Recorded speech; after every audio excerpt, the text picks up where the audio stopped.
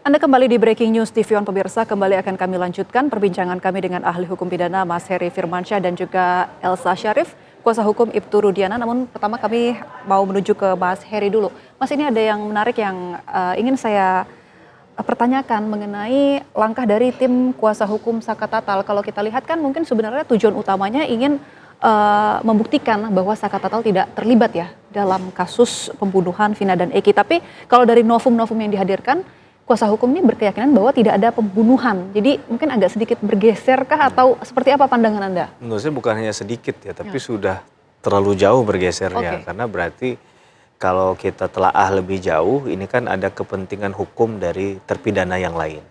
Nah, kalaulah kita berandai-andai PK-nya diterima dan bahkan mungkin dipertimbangkan, bahkan mungkin di putusannya kita nggak tahu juga ya nanti seperti apa, dinyatakan bahwa ini bukan perbuatan pidana. Maka ini kan ada impact dampaknya bagi terpidana yang lain. Mungkin ultimate-nya harapannya itu. Jadi kalau orang men-setting satu strategi, goals, pasti dia men-settingnya yang paling tinggi, Mbak. Nah, kalaupun itu nggak kena, ya kena ke bawahnya kan, berarti layer-layer berikutnya sudah ada. Ini kan menurut saya sudah disusun strateginya juga. Jadi bisa dikatakan itu motif ya, rencana besar.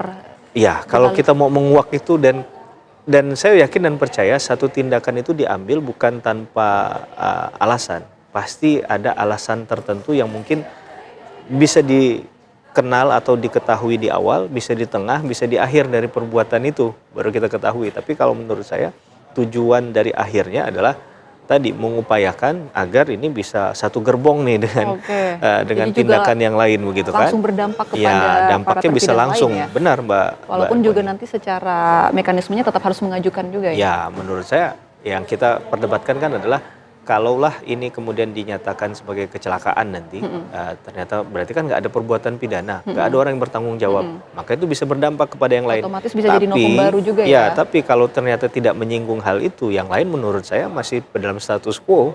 Dia tetap juga harus membuktikan dirinya sendiri, apakah bersalah atau tidak dalam tindak pidana yang sedang dipersidangkan ini. Gitu. Oke, ini kalau bicara soal dampaknya ke terpidana lain ya, Mas Heri, kemarin kan keterangan dari tim kuasa hukum Saka Tatal, salah satunya Mas Farhad Abbas ini kan menyampaikan bahwa sebenarnya Dede Riswanto, salah satu saksi kunci ya, yang sudah mencabut BAP-nya di tahun 2016 itu tadinya sedianya akan dihadirkan, namun batal dihadirkan sebagai saksi fakta. Ini alasan dari tim kuasa hukum dari Farhad Abbas ini adalah permintaan dari anggota tim kuasa hukum lainnya, yakni Bu Titin, dengan alasan untuk semacam menyimpan atau membagi untuk terpidana lainnya.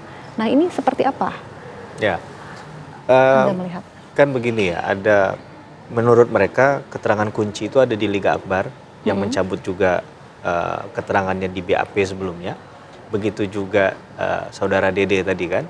Nah, kalaulah kemudian dua-duanya kita bayangkan dua-duanya dihadirkan di PK Saka Tatal ini, maka ini akan hanya muncul satu opsi di situ atau dua opsi lah maksimal. Kalau keterangannya kemudian menguntungkan, maka membebaskan atau mendapatkan keuntungan dari apa yang mereka persiapkan dari awal yang mereka inginkan. Tapi kalau tidak, selesai di situ. Maka kemudian menurut saya ini akhirnya strateginya dipecah aja.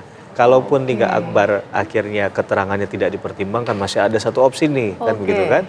Nah, ini kan juga inginnya berdampak lagi kepada yang lain. Jadi ya ini menurut saya saling dicoba dikait-kaitkan begitu antara kepentingan hukum yang satu mengajukan dengan kepentingan hukum beberapa orang yang lain gitu.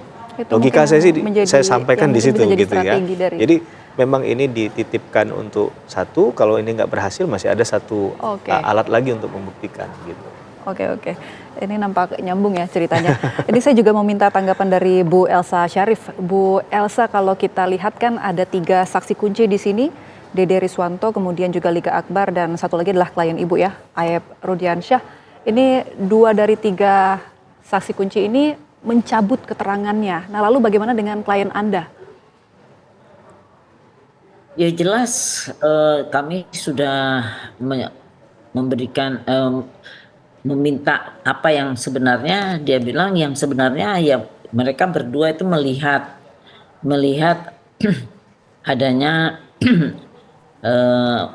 motor, 2 motor, satu yang disebut Mel dan Linda, yang satu Eki dan ini, cuman Memel dan Linda ini tidak ditemukan. Mereka mungkin takut ya, karena ini masalah pembunuhan, eh, tidak ditemukan oleh kepolisian. Eki dan Vina kan meninggal dan melihat. Jadi dia nggak sampai kapanpun dia tidak akan cabut. Dan juga sebetulnya ya, saya tidak mengerti. Itu kan hakim itu memberikan suatu keputusan bukan berdasarkan BAP, bukan berdasarkan juga fakta persidangan, tetapi fakta yuridis, yaitu persesuaian dari saksi-saksi, saksi mahkota, ahli, barang bukti, terdakwa juga.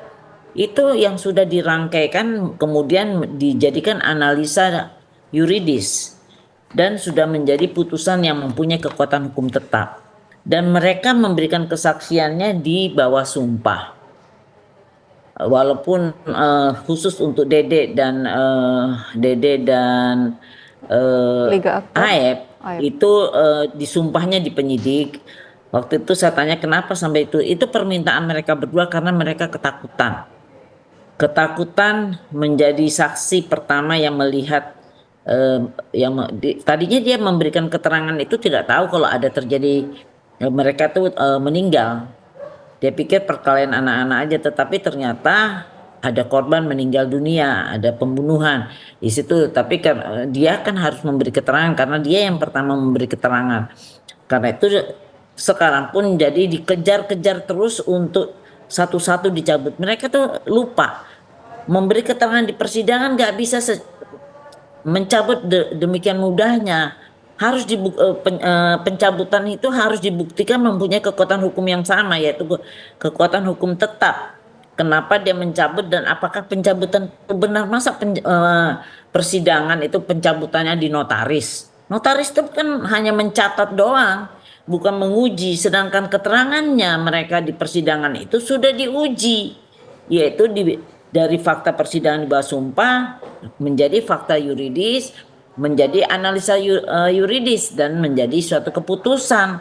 Itu kan ada prosesnya yang secara hukum yang nggak bisa di semudah itu dicabut-cabut itu. Ini kan orang-orang yang nggak mengerti hukum apa sengaja untuk melakukan hal itu. Dan Aib sampai lari ke sana kemari. Baik. Itu udah ketakutan karena dikejar-kejar terus, diusahakan untuk supaya dia mencabut. Itu kan nggak hal-hal yang Oke. tidak sehat, dan ini kriminal juga. Dan saya sangat keberatan, apalagi sekarang bapaknya kita umumkan, bapaknya kan si Aibnya sampai nangis-nangis. Bapaknya tuh diambil dari Cikarang, Baik, di rumah Bu kakaknya, Elsa, mungkin dibawa mengenai ke Subang. baik, perihal ini akan kami dalami juga. Namun usai jeda ya Bu, tetap di Breaking News TV Ya. One pemirsa.